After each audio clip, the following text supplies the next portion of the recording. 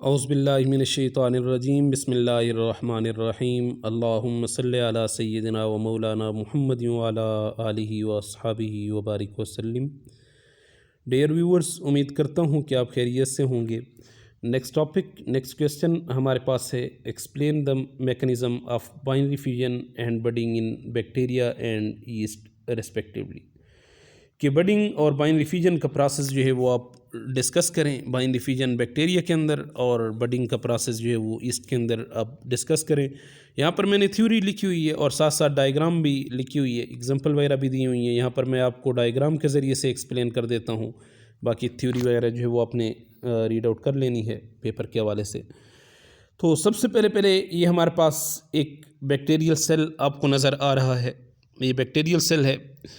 तो ये bacterial cell क्या करता है कि इसका ये जो क्रोमोसोम है, इसके क्रोमोसोम ही को डीएनए का नाम दिया जाता है। तो ये क्या करेगा, अपने क्रोमोसोम को डबल करेगा। यहाँ पर आप लोग देख सकते हैं, एक क्रोमोसोम इसका ये है, इसका क्रोमोसोम एक ये है। तो ये क्या करेगा, अपने क्रोमोसोम को, अपने डीएनए को डबल करेगा।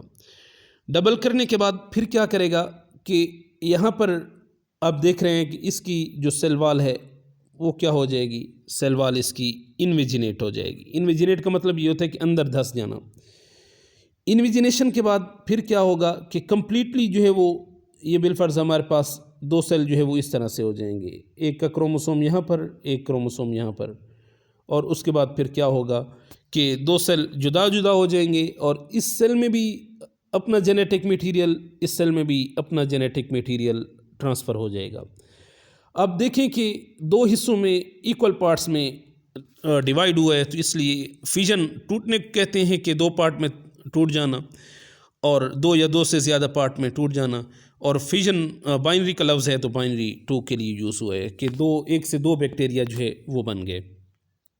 तो ये हमारे पास बाइनरी फिजन के हवाले से था कि बैक्टीरिया के अंदर बाइनरी फिजन का प्रोसेस किस तरह से होता है। नेक्स्ट हमारे पास बडिंग का प्रोसेस है, तो इसको भी हम डायग्राम ही के ज़रिए से समझते हैं।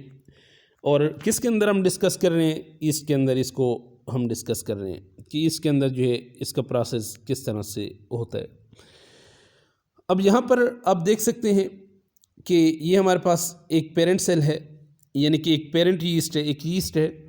उसके ऊपर आहिस्ते आहिस्ते से एक बर्ड लाइक स्ट्रक्चर निकलना शुरू हो गया है और इसके अंदर न्यूक्लियस कितने हैं, एक ही न्यूक्लियस है। अब जैसे ही इसकी बर्ड निकलती है तो साथ साथ ये जो न्यूक्लियस है, न्यूक्लियस भी डिवाइड होना शुरू हो जाता है, जिसकी वजह से आप ये नेक्स्ट डायग्राम के अंदर देखें कि साइटोप्लाज्म डिवाइड हुआ, तो इसके डिवाइड होने के साथ साथ बर्ड के अंदर भी न्यूक्लियस आ गया। यहाँ पर तो ऑलरेडी न्यूक्लियस मौजूद था। ये हमारे पास पेरेंट यीस्ट है। उसके बाद मज़ीद भी इसके अंदर जो है वो बर्ड्स वगैरह निकलते रहते हैं। ये भी होता है कि एक बर्ड निकल कर बस ये कट ऑफ यहाँ से हो जाती है, ज़मीन पर गिर जाता है, नया ईस्ट का ऑर्गेनिज़म बन जाता है। ये भी हो सकता है कि ये बहुत सारे जो है वो बर्ड्स को जो है वो कर दे, अपने ऊपर, अपनी बॉडी पर ले ले, और जैसे ही अब ये बर्ड्स सारे ज़मीन पर गिरेंगे तो इससे भी नया ईस्ट का ऑर्गेनिज़म बनेगा, इससे भी हर एक से नया ईस्ट का जो है वो ऑर्गेनिज़म बनेगा। तो इस प्रोसेस को हम बडिंग का नाम देते हैं। यहाँ पर मैंने एग्जांपल भी दी हुई है, सारा प्रोसेस भी दिया हुआ है। अगर फिर भी आप लोगों को किसी चीज़ में इशू हो तो आप कमेंट सेक्शन में पूछ सकते हैं, आपको रिप्लाई कर दिया जाएगा। नेक्स्ट वीडियो तक इजाज़त दीजिए। Thank you. अल्लाह हाफ़िज़।